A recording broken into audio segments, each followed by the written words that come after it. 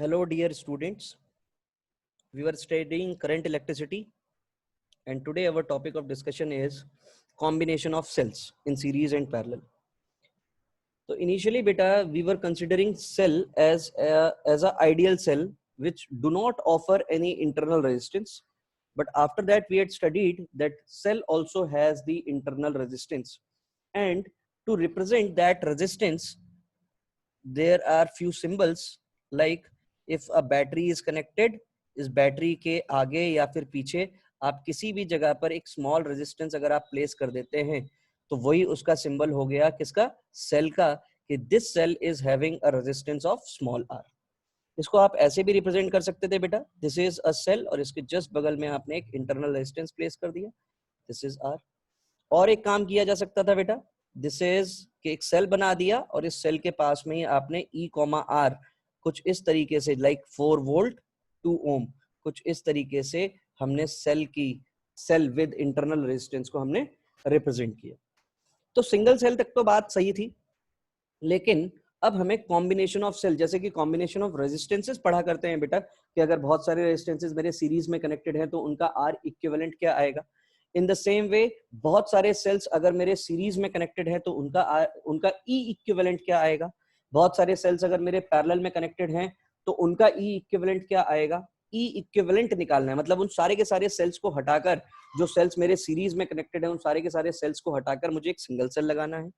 जो भी सेल्स मेरे पैरेलल में कनेक्टेड है उन सारे के सारे पैरेलल सेल्स को हटा करके मुझे एक सिंगल सेल लगाना है, उसी को हम E इक्विवेलेंट बोलते हैं.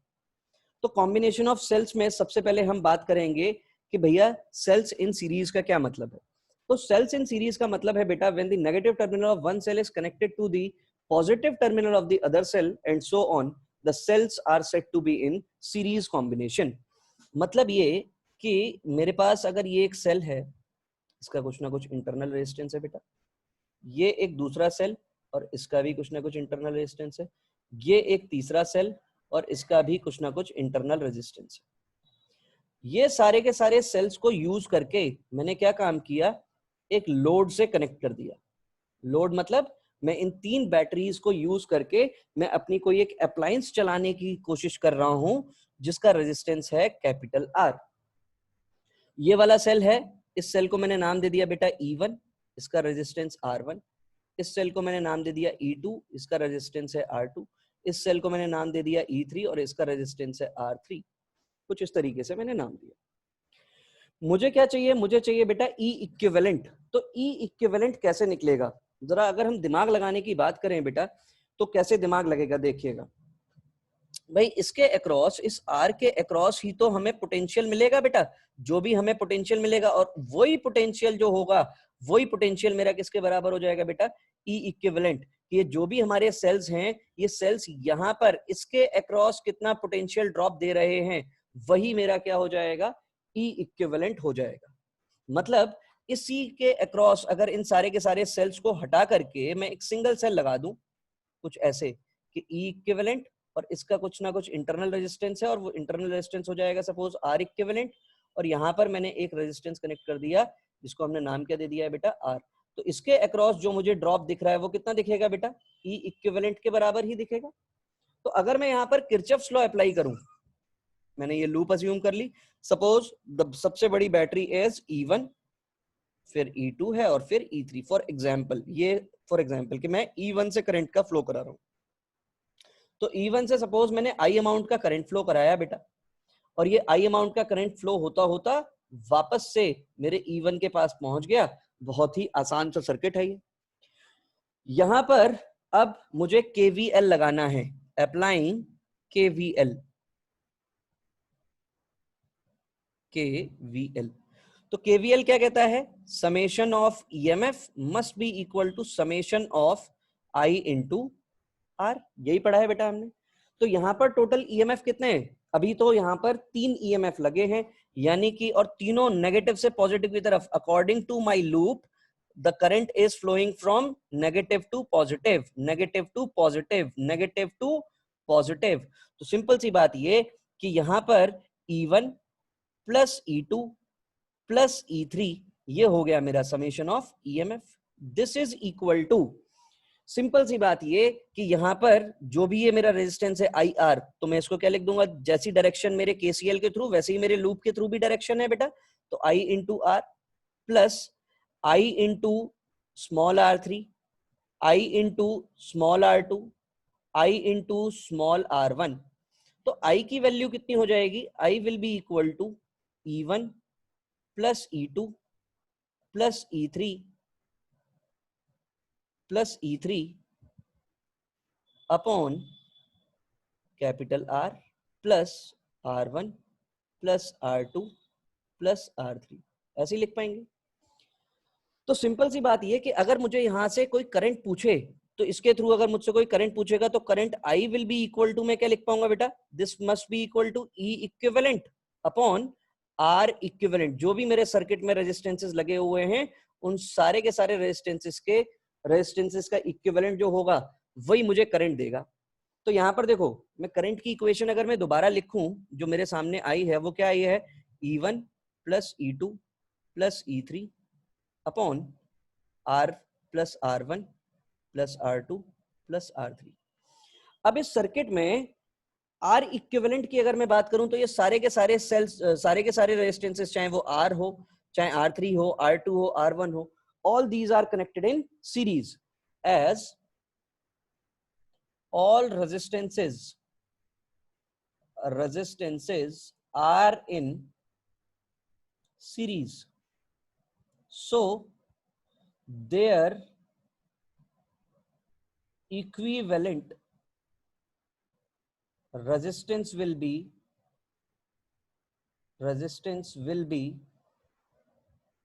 capital R equivalent will be equal to R plus R1 plus R2 plus R3।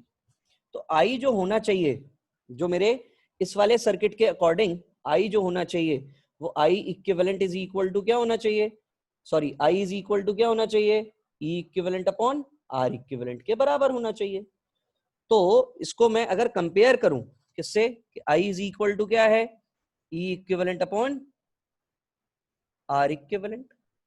तो E इक्विवेलेंट इसको कंपेयर करें तो E1 plus E2 plus E3 upon R plus R1 R2 R3। तो ये नीचे वाली जो पूरी की पूरी टर्म है ये तो हो जाएगी हमारी R इक्विवेलेंट, और ऊपर जो लिखी हुई पूरी की पूरी टर्म है बेटा वो हमारी क्या हो जाएगी, E equivalent. So when the cells are connected in series with same polarity का मतलब क्या, सेम पोलैरिटी का मतलब नेगेटिव से पॉजिटिव टर्मिनल कनेक्टेड है, मतलब यहां पर ये सेम पोलैरिटी है। देखो, इसका पॉजिटिव इसके नेगेटिव से, इसका पॉजिटिव इसके नेगेटिव से, इसका पॉजिटिव इसके नेगेटिव से, तो इसको हम बोलते हैं बेटा same polarity. In that case E equivalent जो हो जाएगा, this will B E1 plus E2 plus E3। और भी सेल्स लगे हुए होते बेटा तो उनको आप नॉर्मली इसी तरीके से क्या कर रहे होते, ऐड कर रहे होते। कहने का मतलब ये कि अगर मुझे ईएमएफ बढ़ाना है, इंक्रीज करना है, तो मुझे समझ में आ गया कि मैं उन सारे के सारे सेल्स को मैं सीरीज में कनेक्ट कर दूंगा विद द सेम पोलैरिटी। जैसे आपने बेटा, अगर मैं एक नॉर्मल एक सिंपल एक लेमन वाला एग्जांपल देने की बात करूं, तो हम लोग टॉर्च जलाते हैं, 3 सेल वाली टॉर्च होती थी, 4 सेल वाली वो स्टील की बड़ी बड़ी टॉर्च होती थी, उन सबका negative positive negative positive negative positive connect रहता था बेटा, और उसी के अकॉर्डिंग मुझे एक ई इक्विवेलेंट मिलता था, एक पोटेंशियल मिलता था, जिस पोटेंशियल की वजह से मेरे उस टॉर्च का बल्ब जला करता था। तो वही सेम चीज है कि अगर 3 सेल वाली बैटरी होगी तो उसका जो उसके थ्रू जो मुझे लाइट एनर्जी मिलेगी वो कम मिलेगी कंपेयर टू जो 4 सेल वाली बैटरी होगी, उससे मुझे लाइट जो है वो ज्यादा एनर्जी की मिलेगी। तो इसीलिए जब कभी भी हमें किसी भी चीज का पोटेंशियल बढ़ाना है या ईएमएफ बढ़ाना है, तो उसके लिए हमें क्या करना है, उन सारे के सारे सेल्स को मैं सीरीज में कनेक्ट कर दूंगा विद सेम पोलैरिटी। अगर यहीं पर मान लीजिए पोलैरिटी किसी भी एक या दो की रिवर्स हो जाती है, जैसे कि अगर मान लीजिए ये मेरा सपोज E1, इसकी मैंने पोलैरिटी बेटा रिवर्स कर दी, इसकी पोलैरिटी मैंने सेम रखी, इसकी भी पोलैरिटी मैंने सेम रखी, इसकी पोलैरिटी मैंने रिवर्स कर दी, और इन सबको कनेक्ट कर दिया मैंने एक लोड से, यानी कि ये है हमारा R। तो this is E1 R1, E2 R2, E3 R3, E4 R4, E5 R5। तो यहाँ पर जब हम देखेंगे बेटा, तो ये जो रिलेशन है यहाँ पर देखो, जब आप किरचॉफ्स लॉ लगाएंगे, तो किरचॉफ्स लॉ जैसे ही आप लगाएंगे तो आपको देखो क्या मिलेगा कि ये केसीएल भी लगा लीजिए। तो केसीएल तो बिल्कुल सिंपल है बेटा, से एक ही लूप है, तो बिल्कुल ऐसे ही केसीएल लग जाएगा कि आई अमाउंट का यहाँ से करंट फ्लो हो रहा है। तो देखो यहाँ पर E1 तो आपका पॉजिटिव रहेगा, इस केस में आपका E1 कैसा रहेगा, E1 हो गया आपका पॉजिटिव, E2 हो गया आपका नेगेटिव, E3 हो गया आपका पॉजिटिव, E4 हो गया आपका पॉजिटिव, E5 हो गया आपका negative. This must be equal to I into सारे के सारे रेजिस्टेंसेस देखेंगे बेटा, तो जिस डायरेक्शन में आपने लूप अज्यूम की है उसी डायरेक्शन में आपका एक्चुअल करंट भी फ्लो हो रहा है, यानी कि R plus R1 plus R2 plus R3 and R4 R5 ऐसे लिख पाएंगे। तो यहां से जो आपको I मिलेगा वो कितना मिल जाएगा, E1 plus minus E2 plus E3 plus E4 minus of E5 upon ये हो जाएगा capital R R1 and so on कहां तक R5 तक। और यही आपका क्या है बेटा, this is your R equivalent, और ये जो लिखा हुआ है ये क्या है हमारा, this is our E equivalent. तो when polarity is reversed, when if any cells polarity is reversed, then take that EMF as negative। तो ये जो हमारा लास्ट एग्जाम्पल है, इस एग्जाम्पल के थ्रू मुझे क्या समझ में आया, मुझे ये समझ में आया कि E इक्विवेलेंट जो होगा वो E1 माइनस E2 हो गया, प्लस E3 है, प्लस E4 है, माइनस E5 हो गया, क्योंकि बेटा E2 और E5 इन्हीं दोनों की पोलैरिटी अपोजिट रखी हुई थी हमने। या अगर इनको आप पॉजिटिव मान रहे हैं तो इनको आपको क्या करना पड़ेगा, जो दूसरा E1 E3 और E4 है उसको आपको नेगेटिव रखना पड़ेगा।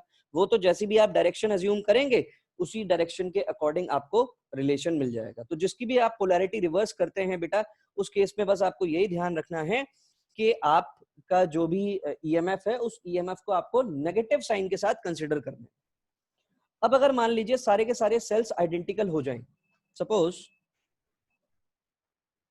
we have identical cells in series। तो सीरीज में अगर आइडेंटिकल सेल्स हो जाएंगे with same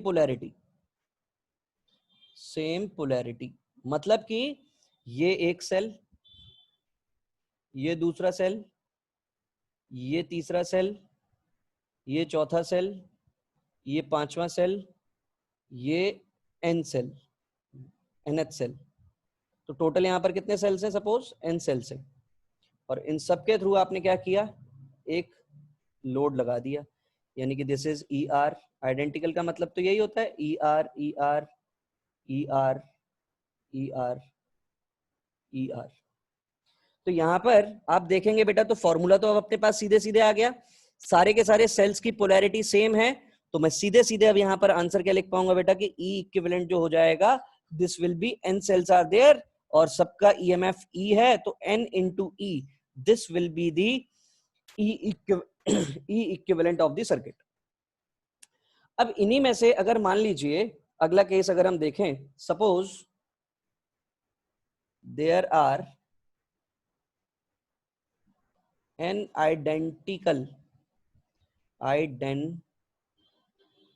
identical cells out of which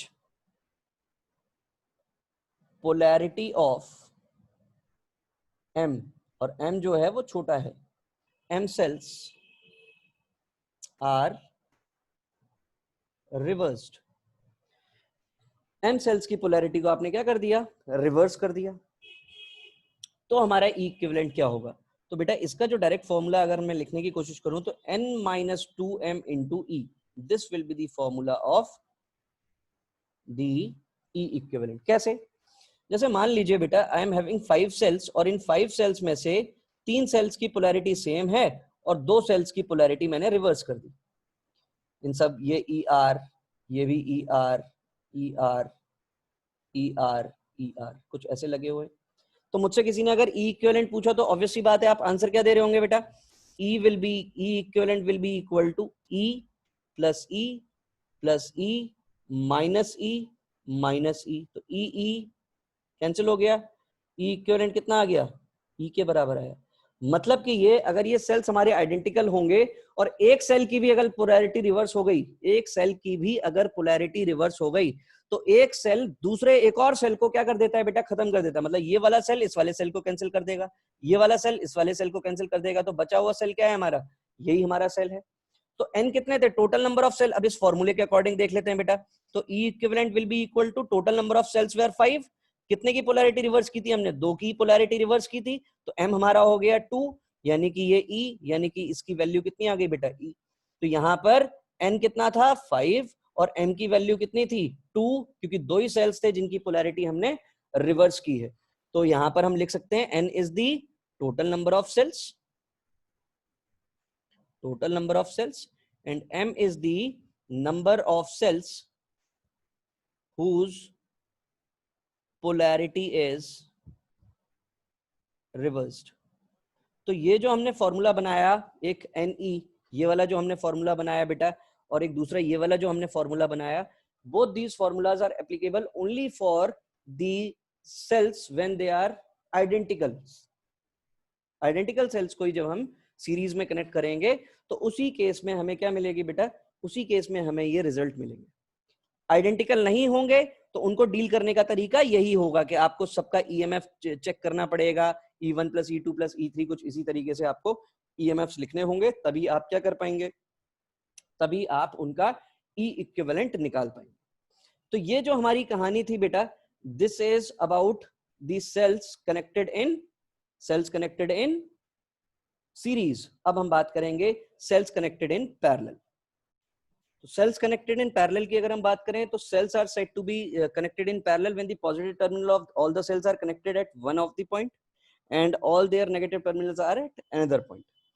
तो बेटा यहाँ पर भी हम लोगों को रिजल्ट एक आइडेंटिफाई करना है, तो उसके लिए हम लोग क्या करेंगे? दो सेल्स लेते हैं और उन दो सेल्स को यूज करने के बाद हम उसको जनरलाइज फॉर्मूला बनाने की कोशिश करेंगे। तो मैंने यहाँ पर क्या किया, सबसे पहले तो पैरेलल में सेल्स दिखेंगे कैसे? तो अगर मैं आपसे बात करूं बेटा तो पैरेलल में सेल्स होंगे कुछ इस तरीके से। एक ये सेल हो गया जिसका इंटरनल रेजिस्टेंस दिया हुआ है, एक दूसरा सेल हो गया, यहां पर भी मुझे इसका इंटरनल रेजिस्टेंस दिया हुआ है, और इन सब को मैंने कनेक्ट कर दिया, दोनों को मैंने कनेक्ट कर दिया एक एक्सटर्नल रेजिस्टेंस से, और वो एक्सटर्नल रेजिस्टेंस क्या हो गया हमारा? R। So this is E1 R1, this is E2 R2। तो positive terminal is connected to one point, negative terminal is connected to other point. ऐसी चीज देखने को मिलेगी हमें। तो यहां पर ये जो इस तरीके के कनेक्शन होगा बेटा, इसको हम बोलेंगे पैरेलल कॉम्बिनेशन ऑफ सेल्स। यहां पर अब फिर से हमें वही इक्विवेलेंट निकालना है। तो इक्विवेलेंट निकालने का तरीका क्या है कि ये जो भी हमारे दोनों सेल्स हैं, इन सेल की जगह हमें एक सेल लगा हुआ मिल जाए, उसका खुद का एक इंटरनल रेजिस्टेंस मिल जाए, और ये हमारा R हो जाए। तो जो भी यहां से करंट फ्लो करेगा वो करंट किसके बराबर होगा भैया? वो करंट होगा हमारा कि ये R और ये R, ये हमारा E इक्विवेलेंट। तो I will be equal to क्या हो जाएगा बेटा यहाँ पर? E इक्विवेलेंट, ये स्मॉल r का equivalent, E equivalent upon R plus R equivalent. ऐसे दिखेगा क्योंकि ये R इक्विवेलेंट और ये R किसमें है बेटा? सीरीज में है। तो किसी भी तरीके से इसके थ्रू, इस R के थ्रू जो करंट पास हो रहा है, उस करंट का रिलेशन मैं फाइंड कर लूंगा। उस करंट का एक्सप्रेशन अगर मुझे मिल जाएगा तो मैं क्या निकाल पाऊंगा बेटा, तो मैं ई इक्विवेलेंट निकाल पाऊंगा। तो इसके लिए मैंने क्या अज्यूम किया, मैंने अज्यूम किया कि E1 की value is greater than E2, E1 की वैल्यू E2 से बड़ी है। तो अगर E1 की वैल्यू E2 से बड़ी है तो मैं करंट कैसे फ्लो कराऊंगा, ऐसे ही फ्लो कराऊंगा बेटा कि ये आई अमाउंट का करंट फ्लो कराया, यहां पर कुछ ना कुछ करंट जाएगा और यहां पर कुछ ना कुछ करंट जाएगा। तो यहां पर जो करंट भेज दिया वो मैंने सपोज I1 भेज दिया, और यहां पर जो मैंने करंट भेजा बेटा that is I minus I1। ये I1 अमाउंट का करंट यहां से फ्लो होता हुआ इधर पहुंच गया, ये I1 फ्लो होता हुआ इधर पहुंचा बेटा, यहां से ये I माइनस I1 आता हुआ इधर आया, और ये दोनों एक साथ मिल गए और I अमाउंट का करंट मुझे यहां पर मिल गया। तो अब किसी भी तरीके से आप मुझे बताइए इस R के थ्रू कितना करंट फ्लो हो रहा है, I1। तो मुझे इस I1 करंट की इक्वेशन पता करनी है, I1 करंट का एक्सप्रेशन पता करना है। और अगर मुझे I1 करंट का एक्सप्रेशन पता चल गया तो मैं यहां पर E इक्विवेलेंट निकाल पाऊंगा। तो यहां पर मेरे पास है टोटल 2 वेरिएबल, और अगर मेरे पास यहां पर 2 वेरिएबल हैं तो मुझे यहां पर इक्वेशंस भी कितनी बनानी पड़ेंगी बेटा, 2 इक्वेशंस बनानी पड़ेंगी। तो मैंने सबसे पहला काम क्या किया, सबसे पहले मैंने लूप अज्यूम की, ये वाली लूप, ये मतलब E1 से गया, E1 से फिर मैं सीधे R पर आया, और R से फिर सीधे मैं कहां पहुंच गया, E1 पर। इक्वेशन लिखते हैं बेटा। तो देखो अब मुझे KCL लगा लिया, अब KVL लगाऊंगा तो क्या हो जाएगा बेटा, ये E1 ही आएगा मेरा इस वाली लूप में। ये देखो जहां पर ये पॉइंटर चल रहा है मेरा, मैं इस वाली लूप की बात कर रहा हूं बेटा, ये वाली लूप की। तो सिंपल सी बात ये कि E1 will be equal to, यहां से मैं मूव करता हुआ इधर पहुंचा, तो I1 into R plus I into R1। This is relation number 1। यहीं पर अगर मैं सेकंड इक्वेशन की बात करूं बेटा, तो सेकंड लूप जो मैंने अज्यूम की, फॉर एग्जांपल मैंने यहां पर सेकंड लूप अज्यूम कर ली, ये वाली, दिस इज सेकंड लूप। ये कितना हो जाएगा यहां पर, E2 इज इक्वल टू, यहां से देखो घूम कर आएंगे, हर जगह बेटा किरचॉफ्स लॉ अप्लाई हो रहा है। तो किरचॉफ्स लॉ मैंने पहले भी बताया बहुत इंपॉर्टेंट है बेटा। ये देखो ये नेगेटिव हो जाएगा बेटा, क्योंकि direction of loop is from right to left, और केसीएल की डायरेक्शन है लेफ्ट टू राइट। तो दिस विल बी प्लस, नहीं होगा यहां पर आपको मिलेगा माइनस। क्या मिलेगा, माइनस मिलेगा बेटा। तो minus of I minus I1 into R2, this is relation number 2। भाई दोनों इक्वेशन बन गई, और जब ये दोनों इक्वेशन बन गई तो इन दोनों इक्वेशन से मुझे फाइंड क्या करना है, इन दोनों इक्वेशन से मुझे किसी भी तरीके से I1 की वैल्यू मिल जाए। तो I1 की वैल्यू निकालने के लिए क्या करना पड़ेगा बेटा, अगर मैं फर्स्ट वाली इक्वेशन से I की वैल्यू निकाल लूं और सेकंड वाली में प्लेस कर दूं, तो फर्स्ट वाली इक्वेशन से I की वैल्यू में निकालने की कोशिश कर रहा हूं बेटा, I will be equal to E1 minus I1R upon R1, ये रिलेशन मिलेगा। प्लेस दिस वैल्यू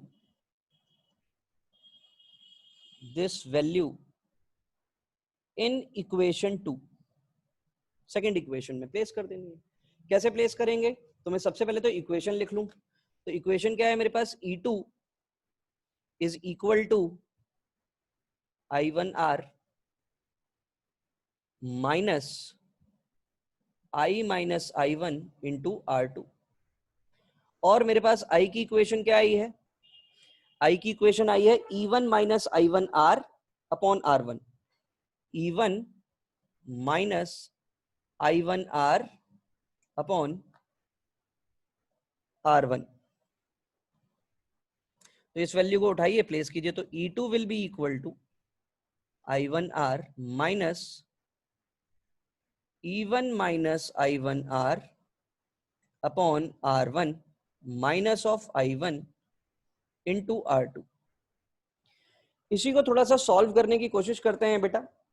तो अब तो सिर्फ मैथमेटिक्स रह गई है, फिजिक्स का काम तो खत्म हो गया। तो ये हो जाएगा देखो E2 into R1 is equal to I1R R1 minus E1 R2 plus I1R R2 plus I1 R1 R2। यही रिलेशन देखने को मिलेगा। देख लेते हैं, फिर से चेक कर लेते हैं। ये I1 R1 हो जाएगा, ठीक है, माइनस ये हो जाएगा E1 R2, वेरी गुड, ये हो जाएगा प्लस I1 R2 और ये हो जाएगा प्लस I1 R1 R2। बाकी देखेंगे, चेक करेंगे। अब यहां से मुझे किसी भी तरीके से I1 का एक्सप्रेशन मिल जाए तो I1 का एक्सप्रेशन देखो कितना इजीली मिल गया बेटा, E1 R2 plus E2 R1 upon, यहां पर अगर मैं देखूं तो ये मुझे R1 plus R2 plus R1 R2 कुछ ऐसा ही रिलेशन देखने को मिलेगा। ठीक, this is my expression for I1। तो I1 बेसिकली होना क्या चाहिए था, I1 बेसिकली होना चाहिए था E equivalent upon R plus R equivalent के बराबर होना चाहिए था। यही तो I1 है। I1 is the amount of current which is flowing through R।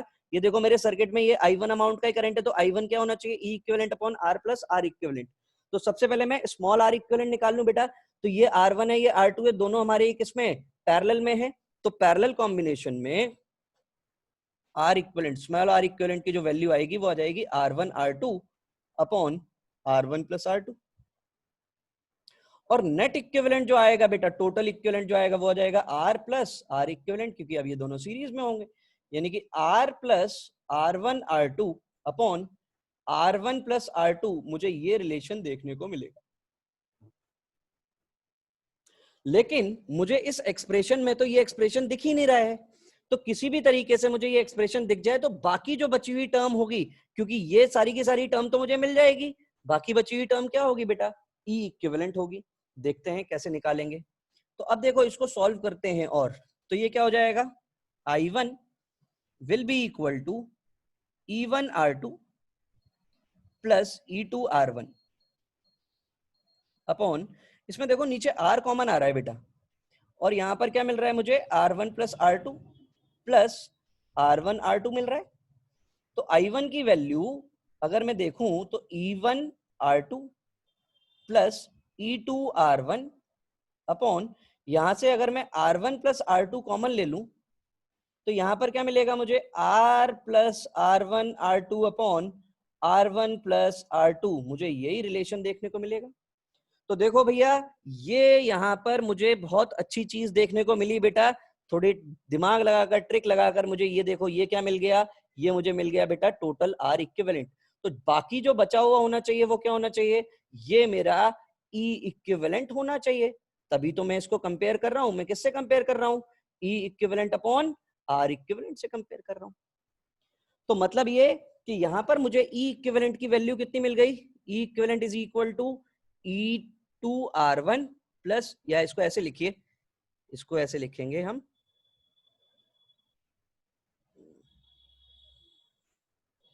E1 R2 plus E2 R1 upon R1 plus R2।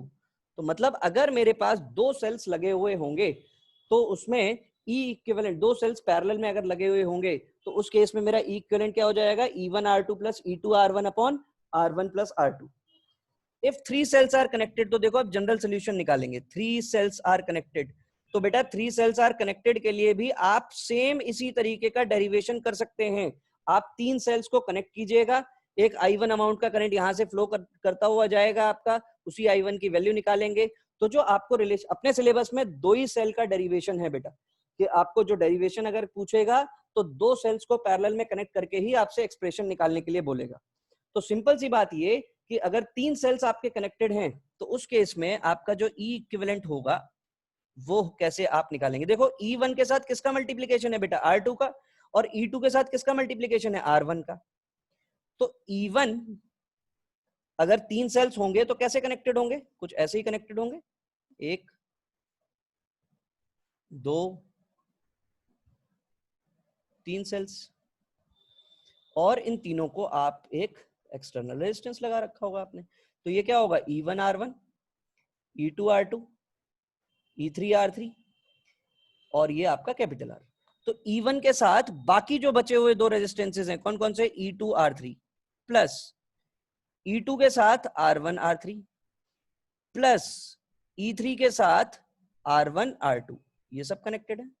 नीचे देखो जो डिनोमिनेटर आया है वो इनका सम आया है बेटा, जो भी यहाँ पर मल्टीप्लाइड है, तो यहाँ पर भी वही आ जाएगा बेटा, R2 R3 R1 R3 R1 R2, ये आपका E इक्विवेलेंट आ गया। किसका? जब आपके 3 सेल्स कनेक्टेड होंगे तो उस केस में आपका E इक्विवेलेंट का फॉर्मूला ये हो जाएगा। अब आप ऐसे ही 4 सेल्स के लिए भी निकाल सकते हैं कि 4 सेल्स आर कनेक्टेड। तो देखो मैं सीधे सीधे अब लिखने की कोशिश करता हूं बेटा E इक्विवेलेंट, तो this will B E1 R2 R3 R4 plus E2 R1 R3 R4 plus E3 R1 R2 R4 plus E4, और ये हो जाएगा R1 R2 R3 divide by, इन सबका हमें क्या कर देना है? सम कर देना है। तो ये क्या हो जाएगा? R2 R3 R4 plus R1 R3 R4 plus R1 R2 R4 plus R1 R2 R3। तो ये हमारा E इक्विवेलेंट आ जाएगा बेटा जब हमारे 4 सेल्स कनेक्टेड होंगे। तो ऐसे ही आपके अगर n सेल्स कनेक्टेड होंगे तो आप उनको भी क्या कर पाएंगे बेटा? डील कर पाएंगे। डेरिवेशन कभी भी अगर 12th स्टैंडर्ड के बोर्ड एग्जाम्स में अगर पूछा जाएगा तो वो सिर्फ 2 ही सेल्स को कनेक्ट करके बात करेगा, और इसी तरीके का यही वाला एक्सप्रेशन आपको डिराइव करने के लिए बोला जाएगा। अब हम यहाँ पर आइडेंटिकल केसेस की बात कर लेते हैं। आइडेंटिकल केस भी यहाँ पर बड़ा इंटरेस्टिंग है।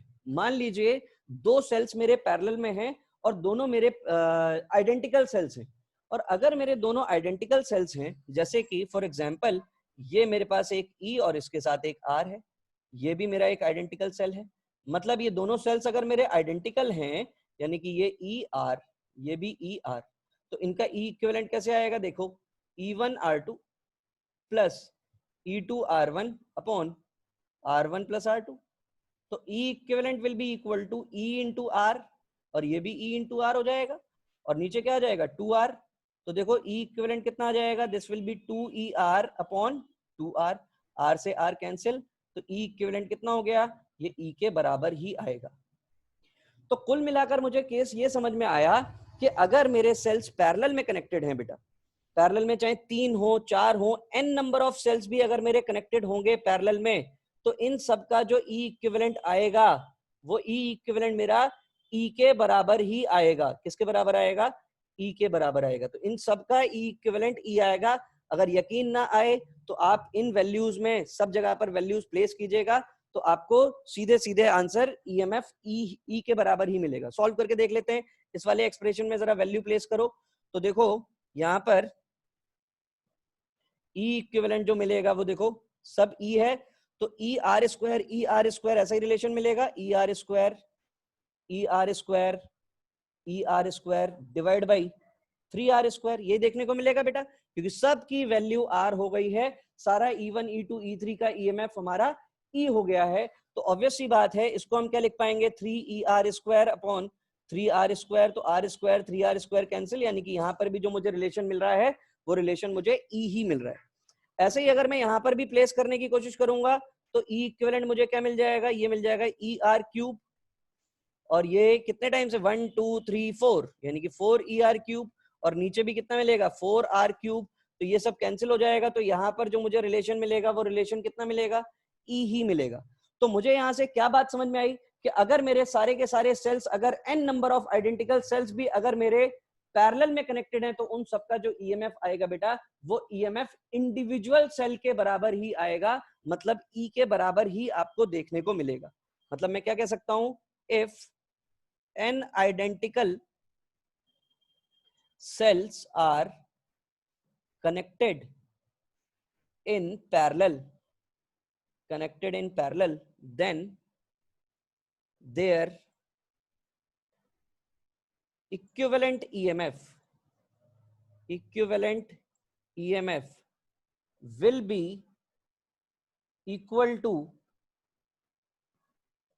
the EMF of इंडिविजुअल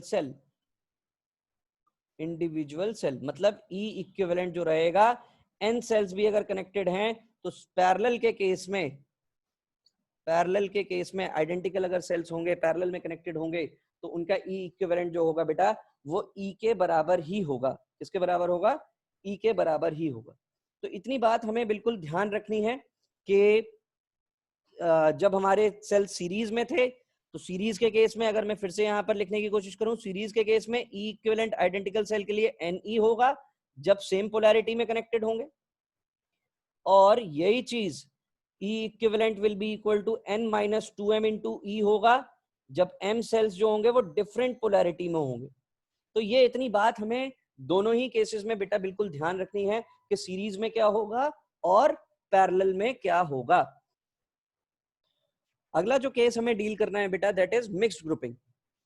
और मिक्स्ड ग्रुपिंग में जो अपने 11th स्टैंडर्ड में जो चीजें हैं वो आइडेंटिकल सेल से रिलेटेड है, कि हमें certain number of identical sales हैं जो हमारे पहले सीरीज में कनेक्टेड है, ढेर सारी सीरीज के हमारे सेल्स मिलेंगे, उन सबको हमें बाद में फिर पैरेलल में कनेक्ट कर देना है। कहने का मतलब ये कि अगर मान लीजिए यहां पर हमारे पास टोटल नंबर ऑफ जो सेल्स हैं वो सेल्स कितने हैं, जैसे एक सीरीज में 1 2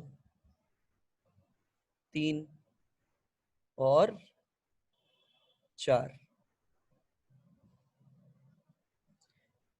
तो यहां पर हमने n सेल्स मान लिए कि एक रो में कितने सेल्स n। यहां पर फिर से हमने एक और रो ली जिसमें हमने, ये सब आइडेंटिकल सेल्स है बेटा, सबकी वैल्यू ER है, ये हमारे दूसरी रो हो गई। यहां पर भी जो टोटल नंबर ऑफ सेल्स हैं वो हमारे n सेल्स हैं। ऐसे हमारे पास टोटल m रोज हैं। कितनी रोज हैं? m रोज हैं, और इसी तरीके से कनेक्टेड है। तो इसको हम कैसे डील करेंगे? It's a very easy concept, थोड़ा सा दिमाग लगेगा, वो हम बता रहे हैं कैसे लगेगा। ये इन सब से कनेक्ट कर दिया हमने एक लोड रेजिस्टेंस R। सब ER के हैं, total number of rose m है, n सेल्स एक रो में है, तो टोटल नंबर ऑफ सेल्स कितने हो गए? तो अगर मैं यहां पर बात करूं बेटा टोटल नंबर ऑफ सेल्स, जरा काउंट करके बताएंगे, तो सब लोग काउंट करेंगे कैसे? m into n। n सेल्स एक रो में, टोटल रो m है, तो टोटल नंबर ऑफ सेल कितने हो गए? m इंटू n सेल्स हो गए। अच्छा, ये जो ऊपर जो सेल्स लगे हैं यहां पर सेम पोलैरिटी में लगे हैं, सारे के सारे सेम पोलैरिटी। अगर ये सारे के सारे सेम पोलैरिटी में लगे हैं, तो ये जो ऊपर वाली जो सीरीज है, ये जो सीरीज में कनेक्टेड सेल्स हैं, इन सेल का नेट ईएमएफ कितना आएगा? इन सेल का नेट ईएमएफ कितना आएगा? ये सब आइडेंटिकल सेल्स हैं, तो आइडेंटिकल सेल के लिए मेरे पास फॉर्मूला क्या था? Ne, तो यानी कि ये हो जाएगा Ne। रेजिस्टेंस ये सारे के सारे किस में कनेक्टेड हैं? सीरीज में, यानी कि ये हो जाएगा Nr। अगले वाले केस में भी ऐसा ही हो जाएगा, Ne, और ये कितना हो जाएगा? Nr। ऐसे कितनी रोज हैं? m रोज हैं, और यहां पर भी ये Ne ही होगा, और जो भी मेरा रेजिस्टेंस है वो कितना हो गया? Nr हो गया। इन सबको मैंने कनेक्ट कर देना है किससे? एक लोड रेजिस्टेंस R से। तो ये वाला इतना बड़ा सर्किट इतने छोटे से सर्किट में कन्वर्ट हो गया। अब ये सिंगल सिंगल सेल किस में कनेक्टेड है बेटा? पैरेलल में कनेक्टेड है।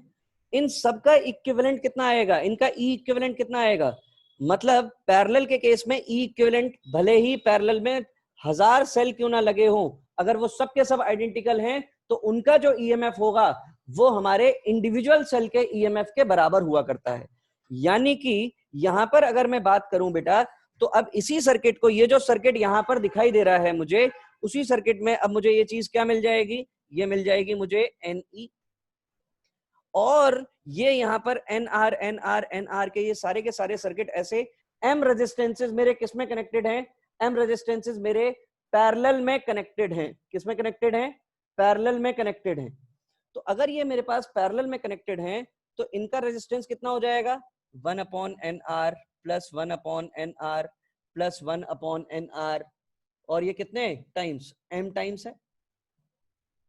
ये हमारा हो जाएगा 1/R इक्विवेलेंट। तो 1/R equivalent will be equal to कितना हो गया? M/NR। तो R इक्विवेलेंट की वैल्यू कितनी हो गई? NR/M। ये मुझे R इक्विवेलेंट मिल गया। मतलब ये सारे के सारे सेल्स को हटा करके मैं यहां पर कंबाइंड इनका रेजिस्टेंस लिख पाऊंगा, और वो कंबाइंड रेजिस्टेंस कितना हो जाएगा? ये NR/M हो जाएगा। और इन सब से क्या कनेक्टेड है? इन सब से कनेक्टेड है हमारा लोड रेजिस्टेंस। क्या कनेक्टेड है बेटा? लोड। और लोड रेजिस्टेंस कितना है? R के बराबर। तो यहां से कितने अमाउंट का करंट फ्लो हुआ? सपोज I अमाउंट का करंट फ्लो हो गया। तो ये जो I अमाउंट का करंट फ्लो हुआ, यहां पर अब लगाइए आप KVL।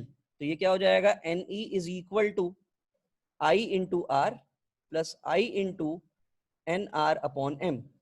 तो I की वैल्यू कितनी हो गई? NE upon R plus NR/M। इसको सॉल्व करेंगे तो ये कितना हो जाएगा? MNE upon MR plus NR के बराबर। तो ये हमारा यहां पर करंट का रिलेशन आ गया। और करंट का रिलेशन क्या आया? MNE upon MR plus NR। तो मिक्स्ड ग्रुपिंग के केस में हमें करंट का एक्सप्रेशन मिल गया। और करंट का एक्सप्रेशन क्या मिल गया? I is equal to MNE upon MR plus NR। अब यहां पर अगर मुझे मैक्सिमम करंट चाहिए, I मैक्स, तो मैक्सिमम करंट कब मिलेगा बेटा? तो I इज इक्वल टू, मेरे पास रिलेशन आ गया MNE upon MR plus NR, MR plus NR। तो सिंपल सी बात, डिनोमिनेटर अगर छोटा होगा तो I की वैल्यू बड़ी होगी। तो हमें क्या काम करना है? देखो यहां पर for maximum current, maximum current क्या करेंगे देखिएगा। हम यहां पर इसको I is equal to MNE upon, इसको ऐसे लिख सकते हैं, रूट MR का स्क्वायर प्लस रूट NR का स्क्वायर। तो ये for maximum current denominator must be minimum. और ये चीज ऐसे आइडेंटिफाई नहीं हो सकती। कैसे होगी? रूट MR का स्क्वायर प्लस रूट NR का स्क्वायर। इसको मैं कैसे लिख सकता हूं बेटा? देखना, MR root minus NR, N small r, sorry N हमारा यहां पर क्या है बेटा? स्मॉल r है। N स्मॉल r का स्क्वायर। और यहां पर हम क्या लिख दें इसको? Plus of 2 root MNRR। तो ऑब्वियस सी बात है, ये डिनोमिनेटर मिनिमम वैल्यू क्या हो सकती है इसकी? इसकी मिनिमम वैल्यू ये हो सकती है कि ये वाली टर्म की मिनिमम वैल्यू 0 हो सकती है। इससे छोटी ये वैल्यू होगी नहीं। ना ही मेरा R जो है वो भी नॉन जीरो है, कैपिटल R भी नॉन जीरो है, N भी नॉन जीरो, M भी नॉन जीरो है, सब चीजें नॉन जीरो हैं। तो भैया सिंपल सी बात कि अगर मुझे इसकी मिनिमम वैल्यू चाहिए, इस टर्म की मिनिमम वैल्यू चाहिए, तो ये वाली टर्म की मिनिमम वैल्यू 0 हो सकती है। तो हम यहां पर सीधे सीधे क्या लिख सकते हैं? For minimum value of root MR का स्क्वायर प्लस रूट NR का square, root MR minus root NR का स्क्वायर मस्ट बी 0। तो ये 0 होगा, मतलब root MR minus root NR का स्क्वायर इज इक्वल टू 0। यानी कि MR root M capital R, sorry capital R minus is equal to root NR। Root cancel हो जाएगा, MR is equal to NR। ऐसे ही रिलेशन हमें देखने को मिलेगा। तो यहाँ पर जो भी मेरा लोड रेजिस्टेंस है वो कितना होना चाहिए? NR upon M। मतलब R की वैल्यू इतनी अगर होगी तो मुझे मैक्सिमम करंट मिलेगा, मैक्सिमम करंट मिलेगा। तो ये हमारे मैक्सिमम करंट की कंडीशन आ गई कि कभी भी आपसे मैक्सिमम करंट अगर मिक्स्ड ग्रुपिंग के केस में बात करेगा तो MR must be equal to क्या होना चाहिए? NR के बराबर होना चाहिए। So the condition for maximum current MR must be equal to N, MR must be equal to NR। This is the condition जो हमें देखने को मिलेगी कि MR की वैल्यू किसके बराबर होगी बेटा? NR के बराबर होगी। So this was all about our combination of cells जो हमें देखने को मिलेगा बेटा, चाहे वो सीरीज में हो, पैरेलल में हो, मिक्स्ड ग्रुपिंग हो। Everything we had discussed in this video. Please go through it, Study well. God bless you. Thank you so much.